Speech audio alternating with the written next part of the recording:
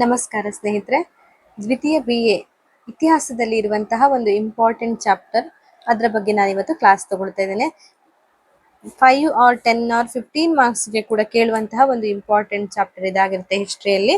ದ್ವಿತೀಯ BA ಅವರಿಗೆ ಇರುವಂತಹ ಒಂದು ಇಂಪಾರ್ಟೆಂಟ್ ಚಾಪ್ಟರ್ ಇದು. ಸೊ ಬಾಬರ್ ಅನ್ನುವಂತಹ ಒಬ್ಬ ವ್ಯಕ್ತಿಯ ಬಗ್ಗೆ ಅಥವಾ ಅವನ ಜೀವನ ಮತ್ತೆ ಸಾಧನೆಗಳ ಬಗ್ಗೆ ಕೇಳ್ಬೋದು. ಬಾಬರ್ ಮತ್ತು ಅವನ ಜೀವನ ಮತ್ತೆ ಸಾಧನೆಗಳನ್ನ ಕುರಿತು ಬರೀರಿ ಅಥವಾ ಬರೀ ಬಾಬರ್ ಅಂತ ನಿಮ್ಗೆ ಕೊಡ್ಬೋದು ಎಕ್ಸಾಮಿಗೆ. ಸೊ ಬಾಬರ್ ಎನ್ನುವಂತ ಒಬ್ಬ ರಾಜ ಏನಿದ್ದಾನೆ, ಸಾಮ್ರಾಟ್ ಏನಿದ್ದಾನೆ, ಅವನ ಬಗ್ಗೆ ನಾವಿವತ್ತು ಕ್ಲಾಸ್ ತಗೊಳ್ತಾ ಇದ್ದೇವೆ. ಸೊ ನಾವು ಫಸ್ಟ್ ಡೈರೆಕ್ಟ್ ಆಗಿ ಚಾಪ್ಟರ್ಗೆ ಹೋಗುವ ಮೊದಲು ಬಾಬರ್ನ ಕುರಿತಾಗಿ ಸ್ವಲ್ಪ ಬರಿಬೇಕಾಗ್ತದೆ. ಪೀಠಿಕೆ ಅಂತ ಕೂಡ ಅದನ್ನ ಹೇಳ್ಬಹುದು. ಹಾಗೇನೆ ಅದರ ನಂತರ ಅವನ ಜೀವನಗಳೇನಿದೆ, ಬಾಬರ್ನ ಪ್ರಾರಂಭಿಕ ಜೀವನಗಳೆಲ್ಲ ಹೇಗಿತ್ತು ಅದನ್ನೆಲ್ಲ ಬರಿಬೇಕು. ಆಮೇಲೆ ಅವನ ಸಾಧನೆಗಳೇನು ಅದೆಲ್ಲವನ್ನ ಕೂಡ ಬರಿಬೇಕಾಗ್ತದೆ. ಅವನ ಜೀವನ ಹೇಗಿತ್ತು, ಅವನು ಹೇಗೆ ಮರಣ ಹೊಂದ್ತಾನೆ, ಅದೆಲ್ಲವನ್ನು ಕೂಡ ಈ ಚಾಪ್ಟರ್ ಅಲ್ಲಿ ನಾವು ಕವರ್ ಮಾಡ್ಬೇಕಾಗ್ತದೆ. ಸೊ ಬಾಬರ್ ಜೀವನ ಮತ್ತು ಸಾಧನೆಗಳು ಅಂತ ಕೇಳ್ಬೋದು, ಇಲ್ಲ ಬಾಬರ್ ಅಂತ ಕೇಳ್ಬೋದು. ಸಮ್ ಟೈಮ್ ಅದನ್ನ 5 ಮಾರ್ಕ್ಸ್ಗೆ ಕೇಳ್ತಾರೆ, ಇಲ್ಲಾಂದ್ರೆ ಅದನ್ನ 10 or 15 ಮಾರ್ಕ್ಸ್ಗೆ ಕೂಡ ಕೇಳ್ಬೋದು. ಸೊ ಬಾಬರ್ ಎನ್ನುವಂತ ವ್ಯಕ್ತಿಯ ಸಾಮ್ರಾಟ್ ಅಥವಾ ರಾಜ ಏನಿದ್ದಾನೆ, ದೊರೆ ಏನಿದ್ದಾನೆ, ಅವನ ಬಗ್ಗೆ ಖಂಡಿತ ಎಕ್ಸಾಮ್ ಅಲ್ಲಿ ರಿಪೀಟೆಡ್ ಆಗಿ ಕ್ವಶನ್ಸ್ ಕೇಳ್ತಾ ಇರೋದ್ರಿಂದ ತುಂಬಾ ಇಂಪಾರ್ಟೆಂಟ್ ಆಗಿರುತ್ತೆ. ಈಗ ನಾವು ಪೀಠಿಕೆ ನೋಡೋದಾದ್ರೆ, ಭಾರತದ ಇತಿಹಾಸದಲ್ಲಿ ಮೊಘಲರ ಆಳ್ವಿಕೆಯ ಸ್ಥಾಪನೆ ಒಂದು ಹೊಸ ಯುಗವನ್ನೇ ಸೃಷ್ಟಿಸಿತು. ಮೊಘಲ್ ಸಂತತಿ ಬಾಬರ್ನಿಂದ ಔರಂಗಜೇಬನವರೆಗೆ ಅನೇಕ ಶ್ರೇಷ್ಠ ದೊರೆಗಳನ್ನ ನೀಡಿತು. ಮೊಘಲರು ಭಾರತದ ಹೆಚ್ಚಿನ ಪ್ರದೇಶಗಳ ಮೇಲೆ ಅಧಿಕಾರ ಸ್ಥಾಪಿಸಿದರು. ಅಷ್ಟೇ ಅಲ್ಲದೆ ದಕ್ಷ ಹಾಗೂ ಒಳ್ಳೆಯ ಆಡಳಿತವನ್ನು ನೀಡಿದರಲ್ಲದೆ ದೇಶದಲ್ಲಿ ಶಾಂತಿ ಸುಭಿಕ್ಷ ನೆಲೆಸುವಂತೆ ಮಾಡಿರ್ತಾರೆ. ಅಂದ್ರೆ ಮೊಘಲ್ ಸಾಮ್ರಾಜ್ಯಕ್ಕೆ ಸೇರಿದವನಾಗಿರ್ತಾನೆ ನಮ್ಮ ಬಾಬರ್. ಮತ್ತೆ ಅವರ ಸಾಮ್ರಾಜ್ಯ ಸ್ಥಾಪನೆ ಆಳ್ವಿಕೆ ಕಾಲ ಏನಿತ್ತು ಅದೊಂದು ಹೊಸ ಯುಗವನ್ನೇ ಸೃಷ್ಟಿಸಿತು. ಮತ್ತೆ ಬಾಬರಿಂದ ಶುರುವಾಗಿ ಔರಂಗಜೇಬನ ತನಕ ಅನೇಕ ಶ್ರೇಷ್ಠ ದೊರೆಗಳನ್ನ ಕೂಡ ಮೊಘಲ್ ಸಾಮ್ರಾಜ್ಯ ಭಾರತದ ಇತಿಹಾಸಕ್ಕೆ ನೀಡಿದೆ. ಹಾಗೇನೆ ಮೊಘಲರು ಭಾರತದ ಹೆಚ್ಚಿನ ಪ್ರದೇಶಗಳ ಮೇಲೆ ಅಧಿಕಾರವನ್ನ ಸ್ಥಾಪಿಸ್ತಾರೆ. ಮತ್ತೆ ಒಳ್ಳೆಯ ಆಡಳಿತವನ್ನ ನೀಡಿ ದೇಶದಲ್ಲಿ ಏನು ಒಳ್ಳೆಯ ರೀತಿ ಶಾಂತಿ ಅಥವಾ ಸುಭಿಕ್ಷೆ ಆಗಿರುವಂತೆ ಮಾಡ್ತಾರೆ ಅನ್ನೋದನ್ನ ನಾವಿಲ್ಲಿ ಪೀಠಿಕೆಯಲ್ಲಿ ಬರಿಬೇಕಾಗ್ತದೆ. ನಂತರ ಬಾಬರ್ನ ಪ್ರಾರಂಭಿಕ ಜೀವನವನ್ನ ನೋಡ್ಬೇಕು. ಪ್ರಾರಂಭಿಕ ಜೀವನ ಅಂದಾಗ ಅವನದು ಯಾವ ವಂಶಕ್ಕೆ ಸೇರಿದವನು, ತಂದೆ ತಾಯಿ ಯಾರು, ಅವನ ಜೀವನ ಹೇಗಿತ್ತು ಬಾಲ್ಯದಲ್ಲಿ, ಅದ್ರ ಬಗ್ಗೆ ಬರಿಬೇಕಾಗ್ತದೆ. ಸೊ ನೀವೊಂದು ಹೆಡ್ಲೈನ್ ಹಾಕೊಳ್ಳಿ, ಬಾಬರ್ನ ಪ್ರಾರಂಭಿಕ ಜೀವನ ಅಥವಾ ಬಾಬರ್ನ ಬಾಲ್ಯ ಹೇಗಿತ್ತು, ಆ ತರ ನೀವೊಂದು ಜಸ್ಟ್ ಹೆಡ್ಲೈನ್ ಹಾಕ್ಬೇಕು. ಪಾಯಿಂಟ್ ವೈಸ್ ಆಗಿ ಕೂಡ ಬರಿಬಹುದು. ಬಾಬರ್ನ ಫುಲ್ ಹೆಸರೇನಂದ್ರೆ ಜಾಹಿರುದ್ದೀನ್ ಬಾಬರ್. ಸೊ ಜಾಹಿರುದ್ದೀನ್ ಬಾಬರ್ ಚಗತಾಯಿ ಟರ್ಕರ ವಂಶಕ್ಕೆ ಸೇರಿದವನಾಗಿರ್ತಾನೆ. ಅಂದ್ರೆ ನಮ್ಮ ಬಾಬರ್ ಏನಿರ್ತಾರೆ ಅವರು ಟರ್ಕರ ವಂಶಕ್ಕೆ ಸೇರಿರ್ತಾರೆ. ಮಧ್ಯ ಏಷ್ಯಾದ ಸಣ್ಣ ಸಂಸ್ಥಾನವಾಗಿದ್ದ ಘರ್ಗನಾದ ರಾಜಧಾನಿಯಾಗಿದ್ದ ಆಂದಿಜಾನ್ ನಲ್ಲಿ ಫೆಬ್ರವರಿ 1483ರಲ್ಲಿ ಜನಿಸ್ತಾರೆ. ಘರ್ಗನದ ರಾಜಧಾನಿಯಾಗಿದ್ದ ಆಂದಿಜಾನ್ ಎನ್ನುವಂತ ಪ್ರದೇಶದಲ್ಲಿ ಬಾಬರ್ ಜನಿಸ್ತಾರೆ. ಇವನ ತಂದೆ ಉಮರ್ ಶೇಖ್ ಆಗಿರ್ತಾರೆ. ಘರ್ಗನದ ಸಣ್ಣ ಮುಖಂಡನಾಗಿರ್ತಾನೆ. ಅವನ ತಂದೆ ಉಮರ್ ಶೇಖ್ ಘರ್ಗನದ ಸಣ್ಣ ಮುಖಂಡನಾಗಿರ್ತಾನೆ. ಹಾಗೇನೆ ತಾಯಿ ಕುತಲಂಗ್ ನಿಗರ್ ಖಾನುಮ್ ಅನ್ನುವಂಥವ್ರು. ಕುತಲಂಗ್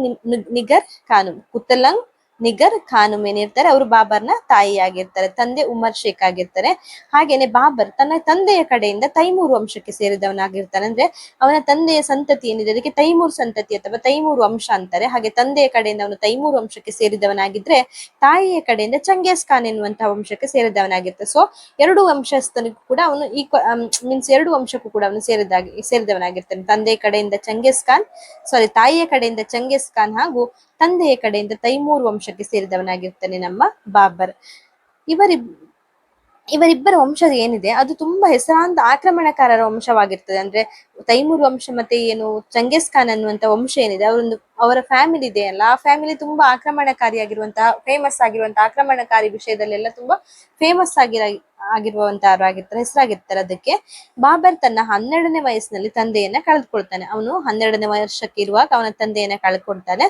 ತಂದೆ ಕಳೆದುಕೊಂಡ ನಂತರ ಅವನು ಘರ್ಗನದ ಅರಸನಾಗ್ತಾನೆ. ಅಪ್ಪನ ನಂತರ ಅವನು ಘರ್ಗನ ಏನು ರಾಜಧಾನಿ ಇದು ಸಂಸ್ಥಾನ ಏನಿದೆ ಅಲ್ಲಿನ ರಾಜನಾಗ್ತಾನೆ. ಘರ್ಗನದ ನೆರೆಹೊರೆಯಲ್ಲಿ ಆಳ್ವಿಕೆ ನಡೆಸುತ್ತಿದ್ದ ದಾಯಾದಿಗಳೊಂದಿಗೆ ನಿರಂತರ ಹಗೆತನವನ್ನ ಎದುರಿಸುತ್ತಿದ್ದ ಅಂತೆ. ಘರ್ಗನದ ನೆರೆಹೊರೆಯಲ್ಲಿರುವಂತಹ ಆಳ್ವಿಕೆ ನಡೆಸುತ್ತಿದ್ದ ತನ್ನ ದಾಯಾದಿಗಳಂದ್ರೆ ಘರ್ಗನ್ ಅವನ ರಾಜಧಾನಿಯಾಗಿತ್ತು, ಸಂಸ್ಥಾನ ಆಗಿತ್ತು. ಅದ್ರ ನೆರೆಹೊರೆಯ ಪಕ್ಕದಲ್ಲರಿಗೆ ಏನು ಆಳ್ವಿಕೆ ನಡೆಸ್ಕೊಳ್ತಾ ಇದ್ರಲ್ಲ ದಾಯಾದಿಗಳು, ಅಂದ್ರೆ ಅವನ ಚಿಕ್ಕಪ್ಪನಾಗಿರ್ತಾನೆ. ಅಂದ್ರೆ ಆ ತಂದೆಯ ತಮ್ಮಂದಿರಾಗಿರ್ತಾರೆ. ಅವರೆಲ್ಲರೂ ಆಳ್ವಿಕೆ ಸುತ್ತಮುತ್ತಲ ಪ್ರಾಂತ್ಯಗಳನ್ನ ಏನು ಬಾಬರ್ನ ತಂದೆಯ ಸಹೋದರರು ಏನಿದ್ದಾರೆ ಅವರೆಲ್ಲ ಆಡ್ತಾರೆ. ಅವರೆಲ್ಲರೂ ಇವನ ಜೊತೆಗೆ ಯಾವಾಗ ನಿರಂತರವಾಗಿ ಹಗೆತನವನ್ನ ಕಟ್ಕೊಂಡಿರ್ತಾರಂದ್ರೆ. ಮತ್ತೆ ಇವನ ಬಾಲ್ಯ ಹಾಗೆ ಇವನಿಗೆ ಅನನುಭವ ಇರುತ್ತೆ, ಅಂದ್ರೆ ಎಕ್ಸ್ಪೀರಿಯನ್ಸ್ ಇರುವುದಿಲ್ಲ, ಆಡಳಿತ ಹೇಗೆ ಮಾಡ್ಬೇಕು ಎನ್ನುವಂತಹ ಒಂದು ಅರಿವಿರುವುದಿಲ್ಲ 12ನೇ ವಯಸ್ಸಿನಲ್ಲಿ. ಆ ಬಾಲ್ಯ ಚಿಕ್ಕವನಾಗಿರುವುದು ಪ್ಲಸ್ ಅವನಿಗೆ ಅನುಭವ ಕೂಡ ಇಲ್ಲದೆ ಇರುವಂತಹ ಆ ಸಿಚುವೇಶನ್ ಅನ್ನ, ಆ ಸನ್ನಿವೇಶವನ್ನ ಅವರ ಚಿಕ್ಕಪ್ಪ ಅಥವಾ ಅಪ್ಪನ ಸಹೋದರರು ಏನಿದ್ದಾರೆ ಅವರೆಲ್ಲರೂ ಉಪಯೋಗಿಸಿಕೊಂಡು ಏನು ಬಾಬರ್ನ ಎಲ್ಲ ಕಡೆಯಿಂದ ಮುತ್ತಿಗೆ ಹಾಕ್ತಾರೆ. ಬಾಬರ್ ಸಂಸ್ಥಾನ ಏನಿದೆ, ಅವನಿಗೆ ಹೇಗಿದ್ರು ಚಿಕ್ಕವನು, ಮತ್ತೆ ಅವನಿಗೆ ಅನುಭವ ಕೂಡ ಇಲ್ಲ, ಅದೆಲ್ಲ ಅವನಿಗೆ ಅರಿವು ಇರುವುದಿಲ್ಲ, ಯಾವಾಗ ಯುದ್ಧಕ್ಕೆ ಬರ್ತಾರೆ ಏನು ಅರಿವಿರುವುದಿಲ್ಲ.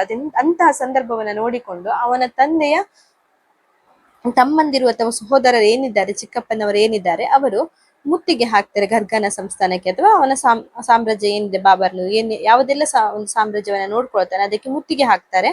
ಅದೃಷ್ಟವಶಾತ್ ಬಾಬರ್ ತನ್ನ ನೊಬೆಲ್ಲರು ಮತ್ತು ನಿಷ್ಠಾವಂತ ಪ್ರಜೆಗಳ ನೆರವಿನಿಂದ ಶತ್ರುಗಳನ್ನು ಸೋಲಿಸಿ ತನ್ನ ಸಿಂಹಾಸನವನ್ನ ರಕ್ಷಿಸಿಕೊಳ್ತಾನೆ. ಅಂದ್ರೆ ಆಗ ಬಾಬರ್ ಏನ್ ಮಾಡ್ತಾನಂದ್ರೆ, ಒಂದೇ ಸಲ ಒಮ್ಮೆಲೆ ಎಲ್ಲರೂ ಮುತ್ತಿಗೆ ಹಾಕಿದಾಗ ಅವನಿಗೆ ಅವನ ಅದೃಷ್ಟಕ್ಕೆ ಅವನ ನೊಬೆಲ್ಲರು, ಅಂದ್ರೆ ಅಲ್ಲಿ ಆಳ್ತಿದ್ದ ನೊಬೆಲ್ ಏನು ಕೆಲವೊಂದು ಪ್ರಾಂತ್ಯಗಳನ್ನ ಆಳ್ತಾ ಇದ್ದ ನೊಬೆಲ್ಲರ್ ಏನಿದ್ದಾರೆ ಅವರೆಲ್ಲರೂ ಕೂಡ ಇವನ ಸಹಾಯಕ್ಕೆ ಬರ್ತಾರೆ, ಇವನಿಗೆ ಸಹಕರಿಸ್ತಾರೆ, ಆ ಯುದ್ಧದಲ್ಲಿ ಇವನ ಪರವಾಗಿ ನಿಲ್ತಾರೆ. ಮತ್ತೆ ಆ ರಾಜ್ಯದಲ್ಲಿರುವಂತ ಪ್ರಜೆಗಳು, ನಿಷ್ಠಾವಂತ ಪ್ರಜೆಗಳೇನಿದ್ದಾರೆ ಅವರೆಲ್ಲರೂ ಕೂಡ ರಾಜನಿಗೆ ಸಪೋರ್ಟ್ ಮಾಡ್ಕೊಂಡು ಬಂದ ಕಾರಣ ಅವನು ಆ ಯುದ್ಧದಲ್ಲಿ ಅಥವಾ ಅವರು ಚಿಕ್ಕಪ್ಪನವರೊಡನೆ ನಡೆದಂತಹ ಯುದ್ಧದಲ್ಲಿ ಅವನು ಗೆಲ್ತಾನೆ, ಮತ್ತೆ ತನ್ನ ಸಿಂಹಾಸವನ್ನ ರಕ್ಷಿಸಿಕೊಳ್ತಾನೆ. ಏನ್ ಅವನು ಯಾವ ರಾಜ್ಯಕ್ಕೆ ರಾಜನಾಗಿರ್ತಾನೆ, ಏನ್ ಗರ್ಗನ ಪ್ರಾಂತ್ಯ ಎಲ್ಲ ಏನಿದೆ ಆ ಪ್ರಾಂತ್ಯದವನ್ನ ಅವನು ಉಳಿಸ್ಕೊಳ್ತಾನೆ ಇವರೆಲ್ಲರ ನೆರವಿನಿಂದ, ನೊಬೆಲ್ಲರು ಮತ್ತು ನಿಷ್ಠಾವಂತ ಪ್ರಜೆಗಳ ನೆರವಿನಿಂದ ಇದಿಷ್ಟನ್ನು ಉಳಿಸ್ಕೊಳ್ತಾನೆ. ಇದಿಷ್ಟನ್ನ ಅವನ ಬಾಲ್ಯದ ಜೀವನ ಆಗಿರ್ತದೆ. ಅಂದ್ರೆ ಅವನ ಫಸ್ಟ್ ಟರ್ಕರ ವಂಶಕ್ಕೆ ಸೇರಿದವನ ಆಗಿರ್ತಾನೆ. ಮತ್ತೆ ತಂದೆ ಉಮರ್ ಖಾನ್, ತಾಯಿ ಕುತಲಂಗ್ ನಿಗರ್ ಖಾನುಮ್ ಅನ್ನುವಂತರಾಗಿರ್ತಾರೆ. ತಂದೆ ತೈಮೂರ್ ವಂಶಕ್ಕೆ ಸೇರಿದ್ರೆ ತಾಯಿ ಚಂಗೇಸ್ ಖಾನ್ ಅನ್ನುವಂತಹ ವಂಶಕ್ಕೆ ಸೇರಿರ್ತಾರೆ. ಈ ವಂಶ ಆಕ್ರಮಣಕಾರರ ವಂಶ ಆಗಿರ್ತದೆ. ಅಪ್ಪನನ್ನ 12 ವರ್ಷ ಕಳ್ಕೊಂಡು ಗರ್ಗಾನದ ರಾಜನಾಗ್ತಾನೆ. ನಿರಂತರ ಹಗೆತನ ಇರುತ್ತೆ ದಾಯಾದಿಗಳೊಂದಿಗೆ ಅಂದ್ರೆ ಚಿಕ್ಕಪ್ಪನವರೊಂದಿಗೆ. ಇವನ ಈ ಸಿಚುವೇಶನ್ ಅಥವಾ ಬಾಲ್ಯ ಮತ್ತೆ ಇವನ ಏನು ಅನನುಭವ ಅಥವಾ ಎಕ್ಸ್ಪೀರಿಯನ್ಸ್ ಜಾಸ್ತಿ ಇಲ್ಲದೆ ಇರುವ ಸಿಚುವೇಶನ್ ಉಪಯೋಗಿಸಿಕೊಂಡು ಮತ್ತೆ ಸಡನ್ ಆಗಿ ಅವರು ಮುತ್ತಿಗೆ ಹಾಕ್ತಾರೆ ಅವನ ಪ್ರಾಂತ್ಯಕ್ಕೆ. ಆದ್ರೆ ಅವನು ನೊಬೆಲ್ಲರು ಮತ್ತು ಅವನ ಏನು ಪ್ರಜೆಗಳಿದ್ದಾರೆ ಅವರೆಲ್ಲರ ಸಹಕಾರದಿಂದ ಯುದ್ಧದಲ್ಲಿ ಗೆದ್ದು ಅವನೇನ್ ಆಳ್ತಾ ಇದ್ದಾನೆ ಆ ರಾಜ್ಯವನ್ನ ಅವನು ಉಳಿಸ್ಕೊಳ್ಳುವಂತ ಆಗ್ತದೆ. ಇದಿಷ್ಟು ಕೂಡ ಅವನ ಪ್ರಾರಂಭಿಕ ಜೀವನ ಆಗಿರ್ತದೆ. ನಂತರ ನೀವು ಬರಿಬೇಕು ಅವನ ಸಾಧನೆಗಳಂತ ಬರೆದ್ರು ಪರವಾಗಿಲ್ಲ. ಸಮರ್ಕಂಡದ ಮೇಲೆ ಬಾಬರ್ನ ಆಕ್ರಮಣ ಅಂತ ಒಂದು ಹೆಡ್ಲೈನ್ ಹಾಕೊಂಡು ಸಮರ್ಕಂಡ ಏನಿದೆ ಅದ್ರ ಬಗ್ಗೆ ಅವನು ಆಕ್ರಮಣ ಮಾಡ್ತಾನೆ, ಅದ ಆಕ್ರಮಣ ಎಲ್ಲ ಹೇಗಿತ್ತು ಅಂತ ಅದನ್ನ ಬರಿಬೇಕಾಗ್ತದೆ. ಹಾಗೇನೆ ಸೆಕೆಂಡ್ ಪಾಯಿಂಟ್ ಅಲ್ಲಿ ಕಾಬೂಲಿನ ಮೇಲೆ ಬಾಬರ್ನ ಆಕ್ರಮಣ. ಇನ್ನೊಂದು 3ನೇ ಪಾಯಿಂಟ್ ಭಾರತದತ್ತ ಬಾಬರ್ನ ಪ್ರಾರಂಭದ ದಾಳಿಗಳು. ಇದಿಷ್ಟು ಪಾಯಿಂಟ್ ಅನ್ನ ನೀವು ಬರಿಬೇಕಾಗ್ತದೆ. ಅಂದ್ರೆ ಫಸ್ಟಿಗೆ ಬಾಬರ್ನ ಜೀವನ ಆದ ನಂತರ ಬಾಬರ್ನ ಸಾಧನೆಗಳು ಅಂತ ಹೇಳ್ಬಿಟ್ಟು ನೀವು ಕೂಡ ಬರಿಬಹುದು. ಈಗ ಸಮರ್ಕಂಡದ ಮೇಲೆ ಬಾಬರ್ನ ಆಕ್ರಮಣ, ಇದೆಲ್ಲ ನಾನು ಲೆಂತಿಯಾಗಿ ನಿಮ್ಗೆ ವಿವರಣೆ ಕೊಡ್ಲಿಕ್ಕೆ ಹೋಗುದಿಲ್ಲ, ತುಂಬಾ ಇದೆ, ವಿಡಿಯೋ ಕೂಡ ಲೆಂತ್ ಆಗುತ್ತೆ. ನೀವು ಸಮಯ ಇದ್ರೆ ಒಂದ್ಸಲ ಓದ್ಕೊಳ್ಳಿ, ನಿಮ್ಗೆ ಈಸಿಯಾಗಿ ಅರ್ಥ ಆಗುವ ವೇಳೆ ಒಂದ್ಸಲ ನಾನು ಸ್ವಲ್ಪ ಎಕ್ಸ್ಪ್ಲೇನ್ ಮಾಡ್ತಾ ಹೋಗ್ತೇನೆ. ಸಮರ್ಕಂಡದ ಮೇಲೆ ಬಾಬರ್ನ ಆಕ್ರಮಣ, ಫಸ್ಟ್ ನೀವು ಪಾಯಿಂಟ್ ಹಾಕೊಳ್ಳಿ, ಬಾಬರ್ನ ಸಾಧನೆಗಳು ಅಂತ ಪಾಯಿಂಟ್ ಹಾಕೊಂಡು ಆಮೇಲೆ ಈಚ್ ಪಾಯಿಂಟ್ ಅನ್ನು ನೀವು ಎಕ್ಸ್ಪ್ಲೇನ್ ಮಾಡ್ತಾ ಹೋಗಿ. ಸೊ ಸಮರ್ಕಂಡದ ಮೇಲೆ ಬಾಬರ್ನ ಆಕ್ರಮಣ ಅಂತ ಬರೆದು, ಬಾಬರ್ನು ಗರ್ಗಾನಾದಲ್ಲಿ ತನ್ನ ಅಧಿಕಾರವನ್ನ ಸ್ಥಾಪಿಸಿದ ನಂತರ ತನ್ನ ರಾಜ್ಯದ ಗಡಿಯನ್ನು ವಿಸ್ತರಿಸಲು ನಿರ್ಧರಿಸ್ತಾನೆ. ಅಂದ್ರೆ ಏನು ಗರ್ಗಾನಾದಲ್ಲಿ ತನ್ನ ಅಧಿಕಾರ ಸ್ಥಾಪನೆ ಆಗುತ್ತೆ ಅದರ ನಂತರ ತನ್ನ ರಾಜ್ಯದ ಗಡಿ ತುಂಬಾ ಇನ್ನು ಯುದ್ಧಗಳನ್ನ ಮಾಡಿ ಇನ್ನು ತುಂಬಾ ಅವನ ರಾಜ್ಯವನ್ನ ವಿಸ್ತರಣೆ ಮಾಡ್ಕೊಳ್ಬೇಕು ಅಂತ ರೆಡಿ ಆಗ್ತಾರೆ. ಒಂದು ಕಾಲದಲ್ಲಿ ತನ್ನ ಪೂರ್ವಿಕನಾದ ತೈಮೂರ್ನ ರಾಜಧಾನಿಯಾದ ಸಮರ್ಕಂಡವನ್ನು ವಶಪಡಿಸಿಕೊಳ್ಳಲು ಕಾತರನಾಗಿದ್ದನು. ತಂದೆ ಕಡೆಯಿಂದ ಅವನು ತೈಮೂರ್ನ ವಂಶಕ್ಕೆ ಸೇರಿದವನಾಗಿರ್ತಾನೆ, ನಮ್ಗೆ ಈಗಾಗಲೇ ಗೊತ್ತಿದೆ. ಸೊ ತಂದೆ ಕಡೆಯಲ್ಲಿರುವಂತಹ ಸಮರ್ಕಂಡ ಅನ್ನುವಂಥದ್ದು ಏನಿದೆ ಅದ್ರ ಬಗ್ಗೆ ಅವನಿಗೆ ಭಾರಿ ಇಷ್ಟ ಇರ್ತದೆ, ಅದನ್ನ ವಶಪಡಿಸಿಕೊಳ್ಬೇಕು ಅಂತ ಕಾಯ್ತಾ ಇರ್ತಾನೆ. ಬಾಬರ್ನ ಚಿಕ್ಕಪ್ಪನಾದ ಅಹಮದ್ ಮಿರ್ಜಾನ ಮರಣದ ನಂತರ ಸಮರ್ಕಂಡ ಅವ್ಯವಸ್ಥೆಯ ನೆಲೆಯಾಗಿತ್ತು.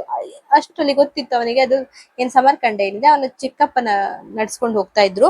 ಅವರು ಸತ್ತ ನಂತರ ಅಲ್ಲಿ ಯಾರು ಸರಿಯಾದ ರಾಜನಿಲ್ಲದೆ ಅದು ಅವ್ಯವಸ್ಥೆಗೆ ಒಳಗಾಗಿತ್ತು ಸಮರ್ಕಂಡ ಎನ್ನುವಂತಹದ್ದು. ಸೊ 1494ರಲ್ಲಿ ಬಾಬರ್ ಇಂತಹ ಅವಕಾಶವನ್ನು ಉಪಯೋಗಿಸಿಕೊಂಡು ಸಮರ್ಕಂಡವನ್ನ ವಶಪಡಿಸಿಕೊಳ್ಳಲು ಯತ್ನಿಸ್ತಾನೆ. ಆದರೆ ಶೈಬಾನಿ ಖಾನನ ನೇತೃತ್ವದಲ್ಲಿ ಊಜ್ ಬೇಗರು ಬಾಬರ್ನ ಸೇನೆಯನ್ನ ಎದುರಿಸುವುದರಿಂದ ಸಮರ್ಕಂಡ ವಶಪಡಿಸಿಕೊಳ್ಳುವ ಬಾಬನ ಯತ್ನ ಸಫಲವಾಗುವುದಿಲ್ಲ. ಅಂದ್ರೆ ಅವನು 1494ರಲ್ಲಿ ಸಮರ್ಕಂಡದ ಮೇಲೆ ದಾಳಿ ಮಾಡ್ತಾನೆ. ಅಲ್ಲಿ ಉಜ್ಬೇಗರ್ ಅನ್ನುವರು ಏನಿದ್ದಾರೆ ತೈಮೂರ್ ಶೈಬಾನಿ ಖಾನನ ನೇತೃತ್ವದಲ್ಲಿ ಉಜ್ಬೇಗರ್ ಎನ್ನುವಂತವ್ರ ಸೈನ್ಯ ಏನಿದೆ ಅವರೆಲ್ಲರೂ ಸೇರ್ಕೊಂಡು ಇವರ ವಿರುದ್ಧ ದಾಳಿ ಮಾಡಿ ಅವರು ಬಾಬರ್ನ ಯತ್ನವನ್ನ ಸಫಲ ಮಾಡ್ಲಿಕ್ಕೆ ಬಿಡುವುದಿಲ್ಲ, ಅಥವಾ ಅವರು ಬಾಬರ್ಗೆ ಸಮರ್ಕಂಡವನ್ನ ಪಡ್ಕೊಳ್ಳಿಕ್ಕೆ ಆಗುದಿಲ್ಲ ಈ ಯುದ್ಧದಲ್ಲಿ. ಆದ್ರೂ ಹಠ ಬಿಡದೆ 1497ರಲ್ಲಿ ಮತ್ತೆ ಸಮರ್ಕಂಡದ ಮೇಲೆ ದಾಳಿ ಮಾಡಿಕೊಳ್ಳುವುದ್ರಲ್ಲಿ ಯಶಸ್ವಿ ಆಗ್ತಾನೆ. ಅವನಿಗೆ ಒಂದು ಸಲ ದಾಳಿ ಮಾಡಿ ಅವನು ಸೋಲ್ತಾನೆ. ಸೋತ್ರು ಅವನು ಬಿಡುದಿಲ್ಲ. ಹಾಗೆ ಪುನಃ 1497ರಲ್ಲಿ ಮತ್ತೆ ದಾಳಿ ಮಾಡಿ ಸಮರ್ಕಂಡದ ಮೇಲೆ ದಾಳಿ ಮಾಡಿ ಅವನು ಸಮರ್ಕಂಡವನ್ನ ವಶಪಡಿಸಿಕೊಳ್ತಾನೆ. ಆದರೆ ಏನಾಗ್ತದೆ ಅಂದ್ರೆ ಬಾಬರ್ನು ಸ್ವಲ್ಪ ಕಾಲ ಸಮರ್ಕಂಡದಲ್ಲಿ ಉಳಿದಿದ್ದಾಗ ಅನಾರೋಗ್ಯ ಪೀಡಿತನಾಗ್ತಾನೆ. ಅಂದ್ರೆ ಅವನು ಸಮರ್ಕಂಡವನ್ನ ಗೆಲ್ತಾನೆ, ಗೆದ್ದು ನಂತರ ಸಮರ್ಕಂಡದಲ್ಲಿ ಉಳಿತಾನೆ. ಆದ್ರೆ ಅಂತಹ ಸಂದರ್ಭದಲ್ಲಿ ಅವನಿಗೆ ಅನಾರೋಗ್ಯ ಆಗ್ತದೆ, ಹುಷಾರಿರುವುದಿಲ್ಲ. ದುರದೃಷ್ಟವಶಾತ್ ಅವನ ಮಂತ್ರಿಗಳು ಬಾಬರ್ ಮರಣ ಹೊಂದಿದನೆಂದು ಸುದ್ದಿಯನ್ನು ಹಬ್ಬಿಸ್ತಾರೆ. ಆದ್ರೆ ಏನ್ ಮಾಡ್ತಾರೆ, ಹುಷಾರಿಲ್ಲದ ಆ ಸುದ್ದಿಯನ್ನೇ ಅವನ ಮಂತ್ರಿಗಳೇನಿದ್ದಾರೆ, ಬಾಬರ್ ಸತ್ತೋಗಿದ್ದಾರೆ, ಹುಷಾರಿಲ್ಲ, ಮರಣ ಹೊಂದಿದ್ದಾರೆ ಅಂತ ಹೇಳಿ ಸುದ್ದಿಯನ್ನ ಹಬ್ಬಿಸ್ತಾರೆ. ಅಷ್ಟೇ ಅಲ್ಲದೆ ಅವನ ಕಿರಿಯ ಸಹೋದರನಾದ ಜಹಾಂಗೀರ್ನನ್ನು ಗರ್ಗನದ ದೊರೆಯನ್ನಾಗಿ ಘೋಷಿಸ್ತಾರೆ. ಆಮೇಲೆ ಅಷ್ಟು ಅಲ್ಲದೆ ಅವನ ಏನು ಬಾಬರ್ ಇದ್ದಾರೆ, ಅವರ ತಮ್ಮ ಇದ್ದಾರಲ್ಲ ಜಹಾಂಗೀರ್ ಅನ್ನುವಂತವರನ್ನ ಗರ್ಗನದ ರಾಜನನ್ನಾಗಿ ಮಾಡ್ತಾರೆ. ಇವ್ರ ಖಾಲಿ ಹುಷಾರಿಲ್ಲದೆ ಸಮರ್ಕಂಡದಲ್ಲಿ ಅವರು ಉಳ್ಕೊಳ್ತಾರೆ. ಆದ್ರೆ ಅಂತಹ ಸಂದರ್ಭದಲ್ಲಿ ರಾಜನ ಮಂತ್ರಿಗಳೇನು ಸಮರ್ಕಂಡದಲ್ಲಿರುವಂತಹ ಬಾಬರ್ ಸತ್ತು ಹೋಗಿದ್ದಾನೆ ಎನ್ನುವಂತ ಸುಳ್ಳು ಸುದ್ದಿಯನ್ನು ಹಬ್ಬಿಸ್ತಾರೆ. ಹಾಗೇನೆ ಜಹಾಂಗೀರ್ ಎನ್ನುವಂತ ಬಾಬರ್ ಸಹೋದರನನ್ನ ಗರ್ಗನದ ರಾಜನನ್ನಾಗಿ ಮಾಡ್ತಾರೆ. ಆದ ಕಾರಣ ಅವನು ಸಮರ್ಕಂಡ ಮತ್ತೆ ಗರ್ಗನ ಎರಡು ಕಡೆಯಲ್ಲಿನ ಒಂದು ಏನು ಆಡಳಿತದಲ್ಲಿ ಸೋಲುವಂತವನಾಗ್ತಾನೆ. ಎರಡು ಅವನ ಕೈ ತಪ್ಪಿ ಹೋಗ್ತದೆ. ಗರ್ಗನ್ ಮತ್ತೆ ಸಮರ್ಕಂಡ ಎರಡು ಕೂಡ ಅಲ್ಲಿ ಅವನ ಕೈ ತಪ್ಪಿ ಹೋಗುವ ಹಾಗೆ ಆಗ್ತದೆ. ಇದರಿಂದಾಗಿ ಪರಿಣಾಮವಾಗಿ 1498ರಲ್ಲಿ ಬಾಬರ್ ನೆಲೆ ಇಲ್ಲದಂತಾಗ್ತಾನೆ. ಇದೆಲ್ಲ ಕಾರಣಗಳಿಂದಾಗಿ ಅವನಿಗೆ ಒಂದು ಸ್ವಂತ ನೆಲೆ ಇರುವುದಿಲ್ಲ. ಅವನಿಗೆ ಸಮರ್ಕಂಡದಲ್ಲಿ ಅವನಿಗೆ ಆಳ್ವಿಕೆ ಮಾಡ್ಲಿಕ್ಕೆ ಆಗುದಿಲ್ಲ. ಹಾಗೂ ಗರ್ಗನ ಕೂಡ ಅವನ ಕೈಯಿಂದ ತಪ್ಪಿ ಹೋಗಿರ್ತದೆ. ತನ್ನ ಸೈನ್ಯದ ನೆಲೆಯಾಗಿದ್ದ ಕೊಜೆಂಡ್ ಮಾತ್ರ ಬಾಬರ್ನ ಅಧೀನದಲ್ಲಿ ಉಳಿಯುತ್ತದೆ. ಅಂದ್ರೆ ಸೈನ್ಯಕ್ಕೆ ಎಲ್ಲ ಕೊಟ್ಟಂತ ಏನು ಜಾಗ ಏನಿದೆ ಅದೇ ಜಾಗ ಮಾತ್ರ ಅವನಿಗೆ ಉಳಿಯುತ್ತದೆ ಅವನ ಕೈಯಲ್ಲಿ. ಇದರಿಂದ ಬಾಬರ್ ನಿರಾಶನಾದರೂ ಧೈರ್ಯಗೆಡಲಿಲ್ಲ. 1499ರಲ್ಲಿ ತನ್ನ ಸೈನ್ಯದೊಂದಿಗೆ ಗರ್ಗನಕ್ಕೆ ಮುತ್ತಿಗೆ ಹಾಕಿ ತಮ್ಮನನ್ನು ಸೋಲಿಸಿ ಗರ್ಗನಾವನ್ನು ವಶಪಡಿಸಿಕೊಂಡು ಮತ್ತೆ ಸಮರ್ಕಂಡಕ್ಕೆ ಹೋಗ್ತಾನೆ. ಅಂದ್ರೆ ಆಮೇಲೆ ಏನ್ ಮಾಡ್ತಾರೆ, ಏನು ಗರ್ಗನ್ ಮತ್ತೆ ಸಮರ್ಕಂಡ ಅವನ ಕೈ ತಪ್ಪಿ ಹೋಗ್ತದೆ, ಆದ್ರೂ ಅವನು ಸೋಲುದಿಲ್ಲ, ನಿರಾಶೆ ಆಗ್ತದೆ, ಆದ್ರೂ ಅವನು ಸೋಲುದಿಲ್ಲ. ಮತ್ತೆ 1499ರಲ್ಲಿ ಮತ್ತೆ ಅವನು ಏನ್ ಗರ್ಗನ ಇದೆ ಅವನ ತಮ್ಮನೊಡನೆ ಯುದ್ಧ ಮಾಡಿ ಗರ್ಗನವನ್ನ ಮತ್ತೆ ವಶಪಡಿಸ್ಕೊಳ್ತಾನೆ. ಕಳ್ಕೊಂಡು ಗರ್ಗನವನಿಗೆ ಸಿಗ್ತದೆ. ಹಾಗೇನೆ ಸಮರ್ಕಂಡದತ್ತ ಹೋಗ್ತಾನೆ. ಮತ್ತೆ ಏನ್ ಕಳ್ಕೊಂಡಿದ್ದ ಗರ್ಗನನ ಪಡ್ಕೊಳ್ತಾನೆ. ಹಾಗೇನೆ ಮತ್ತೆ ಕಳ್ಕೊಂಡ ಸಮರ್ಕಂಡದತ್ತ ಮತ್ತೆ ಯುದ್ಧಕ್ಕೆ ಹೋಗ್ತಾನೆ. ಆದ್ರೆ ಎರಡನೇ ಸಲವು ಬಾಬರ್ ಗರ್ಗನ ಮತ್ತು ಸಮರ್ಕಂಡವನ್ನ ಕಳೆದುಕೊಳ್ತಾನೆ. ಆದ್ರೆ ಎರಡನೇ ಸಲ ಯುದ್ಧ ಮಾಡ್ಲಿಕ್ಕೆ ಹೋದಾಗ ಅವನು ಪಡ್ಕೊಂಡ ಗರ್ಗನ ಮತ್ತೆ ಸಮರ್ಕಂಡ ಎರಡವನ್ನು ಕೂಡ ಪಡ್ಕೊಳ್ಲಿಕ್ಕೆ ಆಗುದಿಲ್ಲ, ಮತ್ತೆ ಕಳೆದುಕೊಳ್ಳುವಂತಾಗ್ತದೆ. ಹೀಗೆ ತುಂಬಾ ಸಲ ಯುದ್ಧ ಮಾಡಿ ಕೂಡ ಅವನಿಗೆ ಸಮರ್ಕಂಡವನ್ನ ಏನು ಗೆಲ್ಲಿಕ್ಕೆ ಆಗುದಿಲ್ಲ. ಆದ್ರೂ ಕೂಡ ಧೃತಿಗೆಡದೆ ಹೊಸ ಪ್ರದೇಶಗಳನ್ನು ಗೆದ್ದುಕೊಳ್ಳುವ ಮಹದಾಸೆಯನ್ನ ಹೊಂದಿರ್ತಾನೆ. ಅದಕ್ಕಾಗಿ ತನ್ನ ಜನ್ಮಭೂಮಿಯನ್ನು ತೊರೆದು ಹಿಂದೂ ಕುಶ್ ಆಚೆ ಇರುವ ಪ್ರದೇಶಗಳನ್ನು ಜಯಿಸಲು ನಿಶ್ಚಯಿಸ್ತಾನೆ. ಅದಾದ್ಮೇಲೆ ಅವನು ಜನ್ಮಭೂಮಿಯನ್ನು ಹುಟ್ಟಿದ ಜಾಗ ಏನಿದೆ ಅದನ್ನು ತೊರೆದು ಹಿಂದೂ ಕುಶ್ ಆಚೆ ಇರುವ ಪ್ರದೇಶಗಳನ್ನ ಜಯಿಸಲು ನಿಶ್ಚಯಿಸ್ತಾನೆ. ಇದಿಷ್ಟು ಕೂಡ ನೀವು ಬಾಬರ್ನ ಸಾಧನೆಗಳಲ್ಲಿ ಬರಿಬೇಕಾಗ್ತದೆ. ಸಮರ್ಕಂಡದ ಮೇಲೆ ಅವನು ಹೆಂಗೆ ಫಸ್ಟ್ ಅವರ ತೈಮೂರ್ ವಂಶಕ್ಕೆ ಸೇರಿದಂತಹ ಆ ಜಾಗ ಆಗಿರ್ತದೆ. ಅದ್ರ ಮೇಲೆ ಅವನಿಗೆ ಮೊದ್ಲಿಂದನೂ ಆಸೆ ಇರ್ತದೆ. ಅಲ್ಲಿ ಚಿಕ್ಕಪ್ಪನಾದ ಏನು ಅಹಮದ್ ಮಿರ್ಜಾ ಸತ್ತೋಗ್ತಾರಲ್ಲ, ಅವ್ರು ಹೋದ ನಂತರ ಅವನ ಅಲ್ಲಿಗೆ ಮುತ್ತಿಗೆ ಹಾಕ್ತಾನೆ, ದಾಳಿ ಮಾಡ್ತಾನೆ. ದಾಳಿ ಮಾಡಿದಾಗ ಫಸ್ಟ್ ದಾಳಿಯಲ್ಲಿ ಸೋಲ್ತಾನೆ. ಶೈಬಾನಿ ಖಾನ್ ನೇತೃತ್ವದಲ್ಲಿರುವಂತಹ ಸೈನ್ಯದೊಡನೆ ಸೋಲ್ತಾನೆ. ಮತ್ತೆ ಪುನಃ ಯುದ್ಧಕ್ಕೆ ಹೋಗ್ತಾನೆ. ಆ ಯುದ್ಧದಲ್ಲಿ ಗೆದ್ದು ಸಮರ್ಕಂಡವನ್ನ ಗೆಲ್ತಾನೆ. ಆಮೇಲೆ ಸಮರ್ಕಂಡದಲ್ಲಿರುವಾಗಲೇ ಹುಷಾರಿರುವುದಿಲ್ಲ, ಅನಾರೋಗ್ಯದಲ್ಲಿರುವುದಿಲ್ಲ.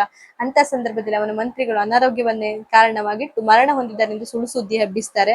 ಅದರ ನಂತರ ಬಾಬರ್ನ ತಮ್ಮನಾದ ಜಹಾಂಗೀರ್ ಏನಿದ್ದಾನೆ ಅವನು ಅಧಿಕಾರಕ್ಕೆ ಬರ್ತಾನೆ. ನಂತರದಲ್ಲಿ ಸಮರ್ಕಂಡ ಮತ್ತೆ ಗರ್ಗನ್ ಎರಡು ಕೂಡ ಬಾಬರ್ ಕೈ ತಪ್ಪಿ ಹೋಗುತ್ತೆ. ಮತ್ತೆ ಗರ್ಗನದ ಮೇಲೆ ದಾಳಿ ನಡೆಸಿ ತಮ್ಮನ ವಿರುದ್ಧ ಜಯಿಸಿ ಮತ್ತೆ ಗರ್ಗನವನ್ನು ಪಡ್ಕೊಳ್ತಾನೆ. ಇನ್ನೇನು ಗರ್ಗನವನ್ನು ಪಡೆದುಕೊಂಡು ಸಮರ್ಕಂಡದತ್ತ ದಾಳಿ ನಡೆಸ್ತಿರುವಾಗ ಮತ್ತೆ ಯುದ್ಧದಲ್ಲಿ ಸೋತು ಮತ್ತೆ ಗರ್ಗನ್ ಮತ್ತೆ ಸಮರ್ಕಂಡ ಎರಡನ್ನು ಕೂಡ ಕಳೆದುಕೊಳ್ತಾನೆ.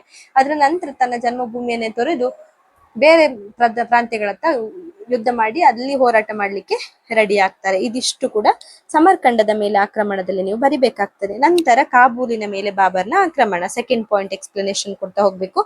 ಕಾಬೂಲ್ ಮತ್ತು ಗಜ್ನಿಗಳು ಬಾಬರ್ನ ಚಿಕ್ಕಪ್ಪನಾದ ಉಲ್ಬೇಗ್ನ ಅಧೀನದಲ್ಲಿದ್ದವು. 1501ರಲ್ಲಿ ಉಲುಗ್ ಬೇಗ್ ಮರಣ ಹೊಂದಲು ಅವನ ಮಗ ಅಬ್ದುಲ್ ರಜಾಕ್ನನ್ನು ಅಧಿಕಾರದಿಂದ ಚ್ಯುತಿಗೊಳಿಸಿ ಮಹಮ್ಮದ್ ಮುಜಿಮ್ ಎಂಬುವನು ಕಾಬೂಲ್ ಮತ್ತು ಗಜ್ನಿಗಳನ್ನು ವಶಪಡಿಸಿಕೊಳ್ತಾನೆ. ಆದರೆ ಅವನು ನೊಬೆಲ್ಲರ ದಂಗೆಗಳನ್ನು ದಕ್ಷತೆಯಿಂದ ಎದುರಿಸಲಿಲ್ಲವಾದ್ದರಿಂದ ಈ ಪ್ರದೇಶಗಳ ಅವ್ಯವಸ್ಥೆ ಉಂಟಾಗ್ತದೆ. ಇಂತಹ ಅವಕಾಶಗಳನ್ನು ಉಪಯೋಗಿಸಿಕೊಂಡ ಬಾಬರ್ ನೊಬೆಲ್ಲರ ಮನವೊಲಿಸಿ ತನ್ನ ಕಡೆಯವರನ್ನು ಸೆಳೆದುಕೊಳ್ಳುವುದರ ಮೂಲಕ ಮಹಮ್ಮದ್ ಮುಜಿಮ್ನನ್ನು ಪದಚ್ಯುತಿಗೊಳಿಸಿ 1504ರಲ್ಲಿ ಕಾಬೂಲ್ನನ್ನ ವಶಪಡಿಸಿಕೊಳ್ತಾರೆ. ಇದಿಷ್ಟನ್ನ ಬರಿಬೇಕಾಗ್ತದೆ. ಬಾಬರ್ ಕಾಬೂಲ್ ಮತ್ತು ಗಜ್ನಿ ಮತ್ತು ಅವುಗಳಿಗೆ ಸೇರಿದ ಅಧೀನ ರಾಜ್ಯಗಳ ಮೇಲೆ ಕೂಡ ಒಡೆತನವನ್ನ ಹೊಲ್ತಾನೆ. ಕಾಬೂಲ್ ಹೇಗೆ ಅವನು ಪಡ್ಕೊಳ್ತಾನೆ ಅಂತ ಇದಿಷ್ಟನ್ನ ಎಕ್ಸ್ಪ್ಲೇನ್ ಮಾಡ್ಬೇಕಾಗ್ತದೆ. ಅದರ ನಂತರ ನೀವು ಫುಲ್ ಕಂಪ್ಲೀಟ್ ಆಗಿ ಎಕ್ಸ್ಪ್ಲೇನ್ ಮಾಡ್ತಾ ಹೋದ್ರೆ ವಿಡಿಯೋ ತುಂಬಾ ಲೆಂತ್ ಆಗ್ತದೆ. ನೀವು ಸಮಯ ಇದ್ದಾಗ ಒಂದ್ಸಲ ಓದ್ಕೊಳ್ಳಿ. ಹಾಗೇನೆ 3ನೇ ಪಾಯಿಂಟ್ ಅನ್ನು ಎಕ್ಸ್ಪ್ಲೇನ್ ಮಾಡಕ್ ಹೋದ್ರೆ, ಬಾಬರ್ ಭಾರತದತ್ತ ಪ್ರಾರಂಭದ ದಾಳಿಗಳು ಹೇಗಿತ್ತು ಅಂತ. ಬಾಬರನು ತೈಮೂರನು ಭಾರತದ ಮೇಲೆ ನಡೆಸಿದ ದಂಡಯಾತ್ರೆಗಳನ್ನೆಲ್ಲ ಕೇಳಿದ್ದಾನೆ. ಅಂದ್ರೆ ಅವನ ಪೂರ್ವಜರು ಏನಿದ್ದಾರೆ ತೈಮೂರರು ಭಾರತದ ಮೇಲೆ ಏನೆಲ್ಲ ದಂಡಯಾತ್ರೆ ಮಾಡಿದ್ರು ಅದನ್ನೆಲ್ಲ ಕೇಳಿ ತಿಳ್ಕೊಂಡಿರ್ತಾನೆ. ಅವನ ಮನಸ್ಸಿನ ಮೇಲೆ ಬಹಳ ಪರಿಣಾಮವನ್ನು ಇದು ಉಂಟು ಮಾಡಿದ್ದಲ್ಲದೆ, ಭಾರತದಲ್ಲಿ ತನ್ನ ಅದೃಷ್ಟ ಹೇಗಿದೆ ಎಂಬುದನ್ನು ಚೆಕ್ ಮಾಡ್ಲಿಕ್ಕೆ ಅವನಿಗೆ ಪ್ರೇರೇಪಣೆ ನೀಡ್ತದೆ. ಅವನಿಗೆ ಪೂರ್ವಜರು ಯಾವಾಗ್ಲೂ ಭಾರತದ ಮೇಲೆ ದಂಡಯಾತ್ರೆ ಕೈಗೊಳ್ಳುವುದನ್ನೆಲ್ಲ ನೋಡಿ ಅವನಿಗೆ ತುಂಬಾ ಇನ್ಸ್ಪೈರ್ ಆಗಿರುತ್ತೆ. ಸೊ ನಾನು ಕೂಡ ಭಾರತ ಮೇಲೆ ದಂಡಯಾತ್ರೆ ನಡೆಸಿದ್ರೆ ಹೇಗಿರುತ್ತೆ, ಅಲ್ಲಿ ನನ್ನ ಅದೃಷ್ಟ ಒಂದ್ಸಲ ನೋಡೋಣ ಅಂತ ಎನ್ನುವುದು ಅವನನ್ನ ಪ್ರೇರಣೆಗೊಳಗಾದ ಅಂಶವಾಗಿರ್ತದೆ. ಅದರಂತೆ 1519 ಮಾರ್ಚ್ ತಿಂಗಳಲ್ಲಿ ಭಾರತದ ಮೇಲೆ ದಾಳಿ ಮಾಡಲು ಯತ್ನಿಸಿದನಾದರೂ ಸಫಲನಾಗಲಿಲ್ಲ. ಅದರ ಪ್ರಕಾರ ಅವನು ಹೋಗ್ತಾನೆ. 1519 ಮಾರ್ಚ್ ತಿಂಗಳಲ್ಲಿ ಯುದ್ಧಕ್ಕೆ ಬರ್ತಾರೆ ಭಾರತದ ಮೇಲೆ, ಆದ್ರೆ ಅಲ್ಲಿ ಗೆಲ್ಲುವುದಿಲ್ಲ. ಅದರಿಂದ ಹತಾಶನಾಗದ ಬಾಬರ್ನು ಅದೇ ವರ್ಷ ಮತ್ತೆ ತನ್ನ 2ನೆಯ ದಾಳಿಯನ್ನು ನಡೆಸಿ ಶೇಷವಾರದವರೆಗೆ ಮತ್ತು ಬಂದು ಕಾಬೂಲಿಗೆ ವಾಪಸ್ ಹೋಗ್ತಾರೆ. ಅಂದ್ರೆ ಮತ್ತೆ 1ನೇ ಬಾರಿ ಸೋಲ್ತಾರೆ, ಹಾಗೆ ಮತ್ತೆ 2nd ಬಾರಿ ಬಂದು ಶೇಷಾವರ ಎನ್ನುವಂತ ಸ್ಥಳದ ತನಕ ಆಕ್ರಮಣ ಮಾಡಿ ಮತ್ತೆ ಕಾಬೂಲಿಗೆ ವಾಪಸ್ ಹೋಗ್ತಾರೆ. 1520ರಲ್ಲಿ ಬಾಬರ್ ಪಂಜಾಬ್ಗೆ ಪ್ರವೇಶ ಮಾಡಿದ್ದಲ್ಲದೆ ಸಿಯೋಲ್ ಮತ್ತು ಸೈಯದ್ಪುರಗಳನ್ನು ಕೂಡ ವಶಪಡಿಸಿಕೊಳ್ತಾರೆ. ಅಂದ್ರೆ 1 by 1 ಸ್ವಲ್ಪ ಸ್ವಲ್ಪ ಪ್ರಾಂತ್ಯಗಳನ್ನೇ, ಭಾರತದ ಪ್ರಾಂತ್ಯಗಳನ್ನೇ ವಶಪಡಿಸಿಕೊಳ್ತಾ ಬರ್ತಾರೆ. ನಂತರ 4ನೇ ಬಾರಿಗೆ ಆಕ್ರಮಣ ನಡೆಸಿ ಲಾಹೋರ್, ದೀಪಲ್ಪುರ ಅನೇಕ ಪ್ರದೇಶಗಳನ್ನ ವಶಪಡಿಸಿಕೊಳ್ಳುವುದರಲ್ಲಿ ಯಶಸ್ವಿ ಆಗ್ತಾನೆ. ಆದರೆ ಬಾಬರ್ನು ತಾನು ವಶಪಡಿಸಿಕೊಂಡ ಪಂಜಾಬನ್ನು ಆಲಂ ಖಾನ್ ಲೂದಿ ಮತ್ತು ದಿಲಾವರ್ ಖಾನ್ ಲೂದಿಗಳ ವಶಕ್ಕೆ ಬಿಟ್ಟು ಕಾಬೂಲಿಗೆ ಹಿಂದಿರುಗುತ್ತಾನೆ. ಬಾಬರ್ ಕಾಬೂಲಿಗೆ ಹಿಂದಿರುಗಿದ ನಂತರ ಪಂಜಾಬ್ನನ್ನು ದೌಲತ್ ಲೂದಿ ವಶಪಡಿಸಿಕೊಳ್ಳುತ್ತಾನೆ.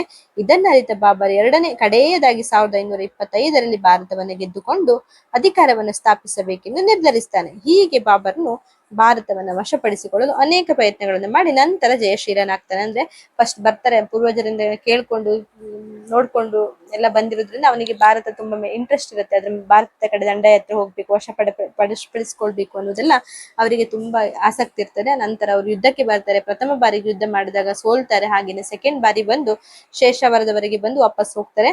ಮತ್ತೆ 1520ರಲ್ಲಿ ದಾಳಿ ನಡೆಸ್ತಾರೆ. ಪಂಜಾಬಿಗೆ ಬಂದು ಸಿಯೋಲ್, ಸೈಯದ್ಪುರಗಳನ್ನು ವಶಪಡಿಸಿಕೊಂಡಾರೆ. ಹಾಗೆ 4ನೇ ಬಾರಿಗೆ ಬಂದು ಲಾಹೋರ್, ದೀಪಲ್ಪುರ ಎನ್ನುವುದನ್ನ ವಶಪಡಿಸಿಕೊಳ್ತಾರೆ. ಆದ್ರೆ ಅವೆರಡು ಪ್ರಾಂತ್ಯಗಳನ್ನು ಅವರು ಅಲಂ ಖಾನ್ ಲೂದಿ ಮತ್ತೆ ದಿಲಾವರ್ ಖಾನ್ ಲೂದಿ ಎನ್ನುವರಿಗೆ ಕೊಟ್ಟು ವಾಪಸ್ ಕಾಬೂಲಿಗೆ ಹೋಗ್ತಾರೆ. ನಂತರ ಪಂಜಾಬನ್ನ ಮತ್ತೆ ಗೆದ್ದು ಇನ್ನೊಂದು ಯುದ್ಧ ಬಂದು ಪಂಜಾಬ್ ಮತ್ತೆ ದೌಲತ್ಪುರ ವಶಪಡಿಸಿಕೊಂಡು ಮತ್ತೆ ಭಾರತದಲ್ಲಿ ಸಂಪೂರ್ಣವಾಗಿ ತನ್ನ ಅಧಿಕಾರವನ್ನು ಸ್ಥಾಪಿಸ್ಲಿಕ್ಕೆ ನೋಡ್ತಾರೆ. ಇದಿಷ್ಟು ಕೂಡ ಭಾರತದ ಮೇಲೆ ದಾಳಿ ಅಥವಾ ಆಕ್ರಮಣವನ್ನು ಹೇಗಿತ್ತು ಎನ್ನುವುದನ್ನ ನಾವು ಇದಿಷ್ಟು ಬರಿಬೇಕಾಗ್ತದೆ. ಸೊ ಫಸ್ಟಿಗೆ ಸಮರ್ಕಂಡದ ಮೇಲೆ ಮತ್ತೆ ಕಾಬೂಲ್ನ ಮೇಲೆ ಆಕ್ರಮಣ 2, 3ನೇದಾಗಿ ಭಾರತದ ಮೇಲೆ ದಾಳಿ ಅನ್ನೋದನ್ನ 3 ಪಾಯಿಂಟ್ಗಳಾಗಿ ನೀವು ಬರಿಬೇಕಾಗ್ತದೆ. ಇದಿಷ್ಟು 3 ದಾಳಿಗಳು ಆದ ನಂತರ ಇನ್ನೊಂದು ಇಂಪಾರ್ಟೆಂಟ್ ಆದ ಯುದ್ಧ ಇರ್ತದೆ. ಅದು ಮೊದಲನೆಯ ಪಾಣಿಪತ್ ಯುದ್ಧ. ಇದು ಬಾಬರ್ನಿಗೆ ಸಂಬಂಧಪಟ್ಟದ್ದು. ಆದ್ರೆ ನಾನು ಈ ಚಾಪ್ಟರ್ ಅಲ್ಲಿ ಇದನ್ನ ಕವರ್ ಮಾಡಲ್ಲ, ಯಾಕಂದ್ರೆ ಪಾಣಿಪತ್ ಯುದ್ಧ ಎನ್ನುವಂತಹದ್ದು ತುಂಬಾ ಇಂಪಾರ್ಟೆಂಟ್ ಆದ ಚಾಪ್ಟರ್ ಆಗಿರುತ್ತೆ. ಸೊ ನಾನು ಈ ಚಾಪ್ಟರ್ ಏನಿದೆ ಇದಿಷ್ಟು ಭಾಗವನ್ನ ನಾನು ಇನ್ನೊಂದು ನಿಮ್ಗೆ ಸಪರೇಟ್ ವಿಡಿಯೋ ಮಾಡಿ ಹಾಕ್ತೇನೆ. ನಂತರ ನೀವು ಅದನ್ನು ನೋಡ್ಕೋಬಹುದು. ಸೊ ಇದಿಷ್ಟನ್ನ ನೀವು ಬಾಬರ್ಗೆ ಬರ್ದು ಬಾಬರ್ನ ಯುದ್ಧಗಳು, ಸಾಧನೆಗಳು ಅಂತ ಬರೆದು ಫಸ್ಟ್ ಕಾಬೂಲಿನ ಮೇಲೆ ಆಕ್ರಮಣ, ಸಮರ್ಕಂಡದ ಮೇಲೆ ಆಕ್ರಮಣ ಮತ್ತೆ ಭಾರತದ ಮೇಲೆ ದಾಳಿ ಅನ್ನೋದನ್ನ ಬರಿಬೇಕಾಗ್ತದೆ. ಇದು 3 ಪಾಯಿಂಟ್ ಬರೆದ ನಂತರ ನೀವು ಬಾಬರ್ನ ಇತರ ಯುದ್ಧಗಳು ಅಂತ ಹಾಕೊಂಡು ಇನ್ನೊಂದು ಸ್ವಲ್ಪ ಎಕ್ಸ್ಪ್ಲನೇಷನ್ ಕೊಡ್ಬಹುದು. ಬಾಬರ್ನ ಇತರ ಯುದ್ಧಗಳನ್ನ ಎಕ್ಸ್ಪ್ಲೇನ್ ಮಾಡೋದಾದ್ರೆ, ಅಂದ್ರೆ ಪಾಣಿಪತ್ ಯುದ್ಧದಲ್ಲಿ ಬಾಬರ್ ಯಶಸ್ವಿ ಆಗ್ತಾರೆ. ಪಾಣಿಪತ್ ಯುದ್ಧವು ಬಾಬರ್ನಿಗೆ ಹಿಂದೂಸ್ತಾನದಲ್ಲಿ ಜಯವನ್ನು ದೊರೆಸಿಕೊಟ್ಟಿದ್ದಾದ್ರೂ ಭಾರತವನ್ನು ಸಂಪೂರ್ಣವಾಗಿ ಗೆಲ್ಲುವ ಅವರ ಅಭಿಲಾಷೆ ಈಡೇರಲಿಲ್ಲ. ಅಫ್ಘನ್ರ ಅಧಿಕಾರವನ್ನ ಪಾಣಿಪತ್ ಬಹುಪಾಲು ಅಡಗಿಸಿತಾದರೂ ಅವರು ತಮ್ಮ ಸೋಲನ್ನು ಸಂಪೂರ್ಣವಾಗಿ ಒಪ್ಪಿಕೊಳ್ಳಲಿಲ್ಲ. ಉತ್ತರ ಭಾರತದ ಮೇಲೆ ಬೇರೆ ಬೇರೆ ಭಾಗಗಳಲ್ಲಿ ಹೆಚ್ಚು ಸೈನ್ಯವನ್ನು ಹೊಂದಿದ್ದ ಟರ್ಕೋ ಅಫ್ಘನ್ನರು ಶಕ್ತಿಯುತರಾಗಿದ್ದರು. ಅಂತಹವರಲ್ಲಿ ಬಿಹಾರದಲ್ಲಿರುವ ಅಫ್ಘನ್ನರು ಪ್ರಮುಖರು. ಬಾಬರ್ ಬಿಹಾರ ಮತ್ತು ರಜಪೂತರಿಂದ ಬಂದ ಸವಾಲನ್ನ ಎದುರಿಸಬೇಕಾಗ್ತದೆ. ನಂತರ ಬಾಬರ್ನ ಇತರ ಯುದ್ಧಗಳು ಏನ್ ಬರ್ದಿದ್ರೆ ಸ್ವಲ್ಪ ಅಲ್ಲಿ ಪೀಠಿಕೆಗಳನ್ನ, ಈಗ ಹೇಳಿದ ಪೀಠಿಕೆಯನ್ನ ಬರೆದು ಆಮೇಲೆ ಇತರ ಯುದ್ಧಗಳಲ್ಲಿ ಕಣುವ ಯುದ್ಧ, ಚಂದೇರಿಯ ವಶ ಮತ್ತೆ ಗೋಗ್ರಾ ಕದನ ಏನಿದೆ ಅದನ್ನ ಸ್ವಲ್ಪ ಬರಿಬೇಕಾಗ್ತದೆ ಸ್ವಲ್ಪ. ಫಸ್ಟ್ ಕಣುವ ಯುದ್ಧವನ್ನ ನೋಡುದಾದ್ರೆ, ಮೇವಾರದ ರಾಣಾ ಸಂಗ್ರಾಮ ಸಿಂಹನು ಇಬ್ರಾಹಿಂ ಲೂದಿಯ ಆಳ್ವಿಕೆಯನ್ನು ಕೊನೆಗೊಳಿಸಲು ಬಾಬರನಿಗೆ ಆಹ್ವಾನವಿತ್ತುದು ಸರಿ. ಆದರೆ ಬಾಬರನಿಗೆ ಭಾರತದಲ್ಲಿ ತನ್ನ ಸಾಮ್ರಾಜ್ಯವನ್ನು ಸ್ಥಾಪಿಸುವ ಯೋಜನೆ ಇದೆ ಎಂಬ ಕಲ್ಪನೆ ರಾಣಾ ಸಂಗನಿಗೆ ಇದ್ದಂತಿರಲಿಲ್ಲ.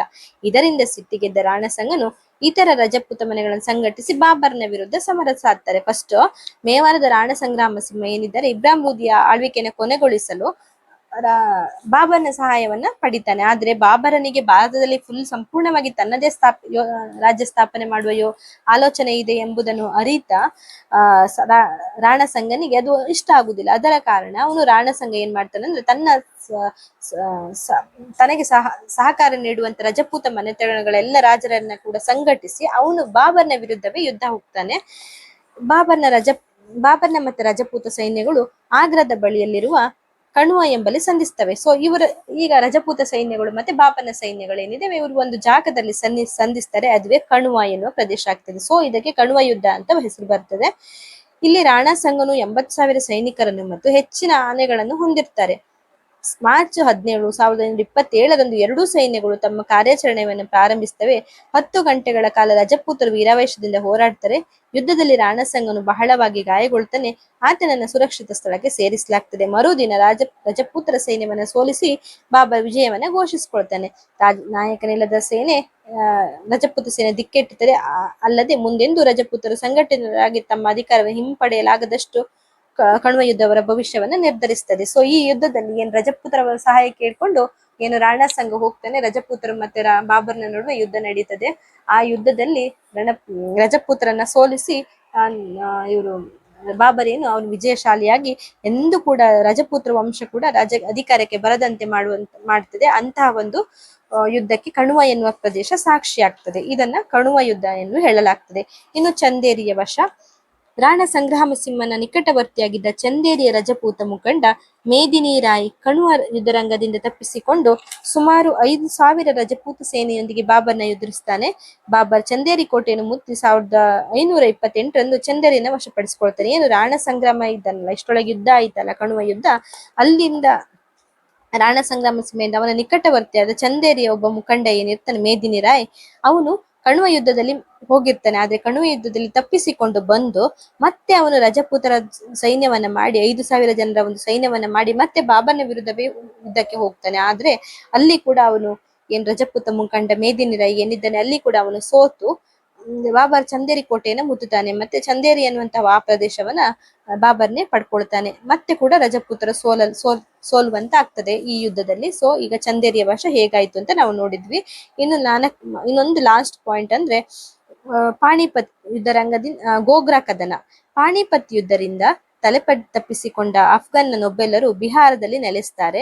ಸುಲ್ತಾನ್ ಇಬ್ರಾಹಿಂ ಲೂದಿಯ ಕಿರಿಯ ಸಹೋದರನಾದ ಮೊಹಮ್ಮದ್ ಲೂದಿಯ ನೇತೃತ್ವದಲ್ಲಿ ಅಫ್ಘನ್ನರು ಬಾಬರ್ನ ಎದುರಿಸಲು ಮುಂದಾಗ್ತಾರೆ. ಮತ್ತೆ ಬಾಬರ್ನ ವಿರುದ್ಧ ಅಫ್ಘನ್ನರು ಬರ್ತಾರೆ.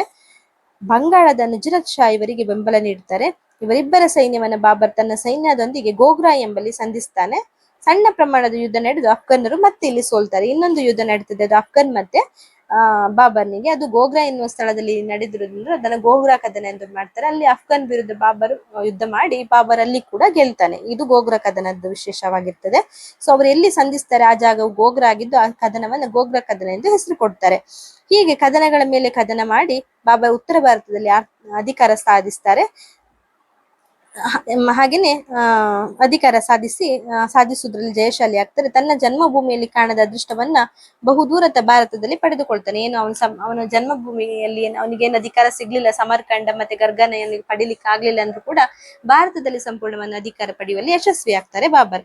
ಸೊ ನೀವಲ್ಲಿ ಫಸ್ಟ್ ಅವನ ಪೀಠಿಕೆ ಬರೆದು ಆರಂಭಿಕ ಜೀವನ ಬರಿಬೇಕು. ಅವನ ಸಾಧನೆಗಳಲ್ಲಿ ಸಮರ್ಕಂಡದ ಮೇಲೆ ದಾಳಿ, ಕಾಬೂಲಿನ ಮೇಲೆ ದಾಳಿ ಮತ್ತೆ ಇದು ಭಾರತದತ್ತ ದಾಳಿ ಅಂತ ಏನಿದೆ ಅದು 3 ಪಾಯಿಂಟ್ ಬರಿಬೇಕಾಗ್ತದೆ.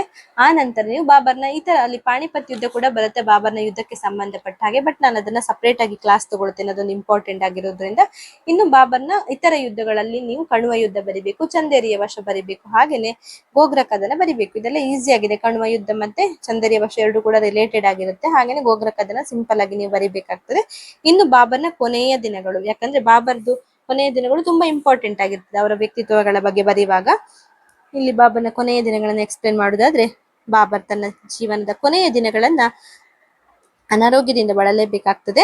ಆತನು ಅನುಭವಿಸಿದ ಕಷ್ಟ ಪರಂಪರೆಗಳು, ನಿರಂತರ ಯುದ್ಧಗಳು, ಅತಿಯಾದ ಮದ್ಯಪಾನ ಅವನ ಆರೋಗ್ಯವನ್ನ ಹದಗೆಡಿಸ್ತವೆ. ಬಾಬರ್ನು ಡಿಸೆಂಬರ್ 26, 1530 48ನೆಯ ವಯಸ್ಸಿನಲ್ಲಿ ಮರಣ ಹೊಂದುತ್ತಾನೆ. ಅವನ ಕಳೇಬರಹವನ್ನು ಅಫ್ಘಾನಿಸ್ತಾನಕ್ಕೆ ಕರೆದುಕೊಂಡು ಹೋಗಿ ಅವನ ಇಚ್ಛೆಯಂತೆ ಕಾಬೂಲಿನಲ್ಲೇ ಅಂತ್ಯಕ್ರಿಯೆಯನ್ನ ನೆರವೇರಿಸ್ತಾನೆ. 48 ವರ್ಷದಲ್ಲಿ ಮರಣ ಹೊಂದುತ್ತಾರೆ.